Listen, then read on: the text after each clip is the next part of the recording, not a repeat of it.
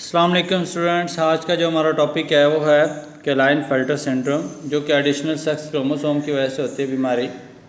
इस डिज़ीज़ में chromosome extra हो जाते हैं। और कौन से सेक्स क्रोमोसोम? पहले हम पढ़ चुके हैं डाउन सिंड्रोम, उसमें क्रोमोसोम की तादाद ज़्यादा होती, ऑटोसोमल क्रोमोसोम की।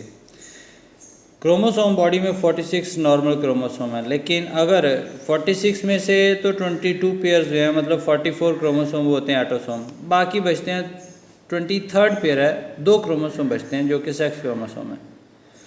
अब इसमें से 2 एक्स होते हैं फीमेल में, मेल में एक्स और वाई क्रोमोसोम होते हैं। और अगर ये जब मिलते हैं तो 2 ना बने, उसकी जगह 3 आ जाएं तो 47 हो जाते हैं। ये एक डिज़ीज़ जो है इसे हम क्लाइनफेल्टर सिंड्रोम कहते हैं, जिसमें 2 एक्स क्रोमोसोम हो और 1 वाई क्रोमोसोम हो। ये क्लाइनफेल्टर सिंड्रोम है, मतलब एडिशनल सेक्स क्रोमोसोम। अब ऐसा जानदार, ऐसा इंसान जिसमें इस तरह के क्रोमोसोम होते हैं, 47 chromosome, 22 pair of autosome, 44 autosome और 2 एक्स क्रोमोसोम, 1 वाई क्रोमोसोम, तो इस तरह की सिम्टम क्या होती हैं? तो वो इंसान, वो मेल जिसमें इस तरह के क्रोमोसोम होंगे वो मेल होगा। फिनोटिपिकली शक्ल सूरत के लिहाज से वो मेल होगा, लेकिन उसमें ब्रेस्ट भी होगी, और वो भी एनलार्ज ब्रेस्ट है। और उसका कद, टेंडेंसी टू टॉलनेस, उसका कद ज़्यादा होगा। मोटापा भी उसमें होगा। टॉलनेस, मोटापा मेल की प्रॉपर्टी है, लेकिन उसमें स्मॉल टेस्टिस होंगे with no sperm at ejaculation. Ejaculation के टाइम स्पर्म उसमें नहीं बनेंगे। और सेकेंडरी करैक्टर जो होते हैं, सेकेंडरी सेक्स करैक्टर, वो इसमें अंडर डेवलप होंगे। तो ये सिम्टम है अबाउट क्लाइनफेल्टर सिंड्रोम। इस तरह से कुछ और भी केसेस हैं जो कि एडिशनल सेक्स क्रोमोसोम की वजह से होते हैं, जो कि हम नेक्स्ट डिस्कस करते हैं। जैसा कि other cases with additional sex chromosome, तो जो मेल होता है अगर उसमें 48 क्रोमोसोम हो, 44 ऑटोसोम क्रोमोसोम प्लस 3 उसमें एक्स क्रोमोसोम और 1 वाई क्रोमोसोम, तो ये क्या है? ये मेल है, 48 क्रोमोसोम वाला। इसी तरह से एक मेल है जिसमें 49 क्रोमोसोम होते हैं, और 44 autosome, 4 X chromosome, 1 Y chromosome. ठीक है। In the same way male है जिसमें 47 क्रोमोसोम होते हैं, 44 ऑटोसोम प्लस 1 एक्स और 2 वाई क्रोमोसोम। ठीक है, ये सारे मेल बनेंगे, फिनोटिपिकली मेल होंगे, लेकिन आगे उसकी खसूसियात इनमें चेंज होती चली जाती है। तो यहाँ तक है एडिशनल सेक्स क्रोमोसोम।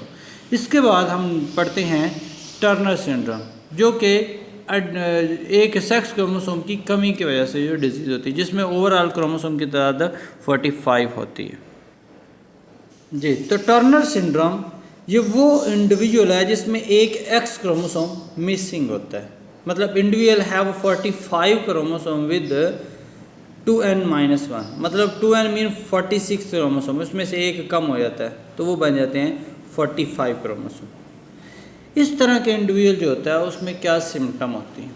तो उसकी सिम्टम है कि इस तरह के इंडिविजुअल की पहली बात तो प्रेगनेंसी, फीमेल जिसमें इस तरह का बच्चा बनता है उसका वो प्रेगनेंसी, उसका हमल नहीं रुकता, वो उसका अबॉर्शन हो जाता है। लेकिन वो जानदार जो इस तरह के होते हैं और वो सर्वाइव कर जाते हैं, उनकी शक्ल सूरत फीमेल जैसी होती है, उनका कद छोटा होता है, उनकी जो नेक है वो वेब्ड होती है, मतलब वो थोड़ी सी चौड़ी होती है, उसका डायमीटर ज़्यादा होता है नेक का, और झिल्ली भी उसके साइड पे होती है। इस तरह की फीमेल में ओवरी नहीं होती। अब इसका मतलब है फीमेल में वेजाइना होगा, एक्सटर्नल फीमेल रिप्रोडक्टिव पार्ट होगा, इंटरनल नहीं होगा। Complete absence of germ cells, इस तरह की फीमेल में जो जर्म सेल है, मतलब ओवरी में जो ओगोनिया होंगे वो एब्सेंट होंगे। ठीक है, तो इसके बाद हम डिस्कस करते हैं किस तरह से ये होता है नॉन डिस्जंक्शन। ये हमारे पास 2 केस हैं जो कि नॉन डिस्जंक्शन को शो कर रहे हैं। ये हमारे पास एक सेल है जो डिप्लॉइड सेल है, इसमें मियोसिस होगी, ये एनाफेज 1 है।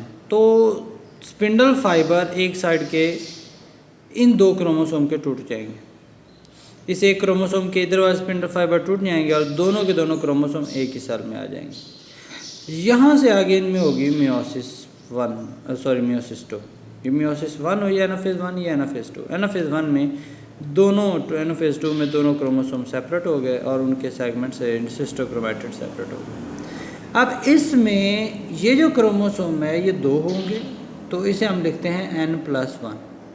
इसे भी हम लिखेंगे n+1 क्योंकि इसमें एक एडिशनल क्रोमोसोम एक ज़्यादा आ गया, क्रोमैटिड ज़्यादा आ गया। दूसरी तरफ इसमें क्रोमोसोम इनसे रिलेटेड इस पेयर में से इसमें कोई नहीं है। 23 पेयर्स होते हैं, एक पेयर हम डिस्कस कर रहे हैं, बाकी 22 पेयर्स नहीं डिस्कस कर रहे हैं। तो एक पेयर का कोई भी नहीं इधर आया, बाकी 22 पेयर्स का सेम टू सेम इसमें ट्रांसफ़र हो रहा है। ठीक है, इसमें 22 पेयर्स का एक हिस्सा आया, फिर ये आगे माइटोसिस हुई तो 22 पेयर्स का एक हिस्सा इधर, 22 पेयर्स का एक हिस्सा इधर। तो हम इसे लिखते हैं n-1। n किसे कहते हैं? n को हम शो करते हैं n = 23 क्रोमोसोम। अब यहाँ पे n है, मतलब इसमें 22 क्रोमोसोम है, क्योंकि इसमें ही 22 हैं तो इसमें भी 22 हैं, तो होने चाहिए थे 23, तो n-1। ठीक है, n-1 यहाँ पे भी हम लिखेंगे n-1। तो यहाँ पे नॉन डिस्जंक्शन किस लेवल पे हो रही है? एनाफेज 1 पे हो रही है। अब नॉन डिस्जंक्शन सिर्फ एनाफेज 1 पे ही नहीं होती है, एनाफेज 2 पे भी होती है। जैसे ये केस है कि ये दो क्रोमोसोम एक ही सेल में, इसमें मियोसिस हुई, एनाफेज 1 में नॉर्मली क्रोमोसोम अलग अलग हो गए, नॉन डिस्जंक्शन नहीं हुई, मतलब क्रोमोसोम सेपरेट हो गए, डिस्जंक्शन हुई है। अब एनाफेज 2 में क्या होता है? एनाफेज 2 में दोनों के दोनों क्रोमोसोम एक साइड पे, ये एक क्रोमोसोम है, ये डिवाइड होता है, सिस्टर क्रोमैटिड सेपरेट हो जाते हैं, लेकिन फिर भी वो एक ही सेल में चले जाते हैं। यहाँ पे क्या शो कर रहा है? यहाँ पे शो कर रहा है n+1, और यहाँ पे n-1, और यहाँ पे n, यहाँ पे भी n, बाकी सब सेम है, सिर्फ यहाँ पे एक क्रोमोसोम एक्स्ट्रा हो रहा है। तो इसे हम क्या नाम देते हैं जी? ये भी नॉन डिस्टिंक्शन है, जो कि एनाफेज 2 पे हो रही है। तो ये ओवरऑल केस जो हम डिस्कस कर रहे थे, एनाफेज से रिलेटेड, वो नॉन डिस्टिंक्शन से रिलेटेड और इससे रिलेटेड होने वाले डिसऑर्डर। ये अब नॉर्मल गैमेट्स हैं, इसमें क्रोमोसोम एक ज़्यादा है, एडिशनल है, इसमें एक क्रोमोसोम कम है। ये एबनॉर्मल गैमेट, ये एबनॉर्मल गैमेट, इसमें इन दोनों में एक एक क्रोमोसोम कम है, इन दोनों में एक एक क्रोमोसोम ज़्यादा है। तो यहाँ तक जो है वो नॉन डिस्टिंक्शन। इसके बाद इंशाल्लाह हम नेक्स्ट टॉपिक स्टार्ट करते हैं। तब तक के लिए अल्लाह हाफिज़।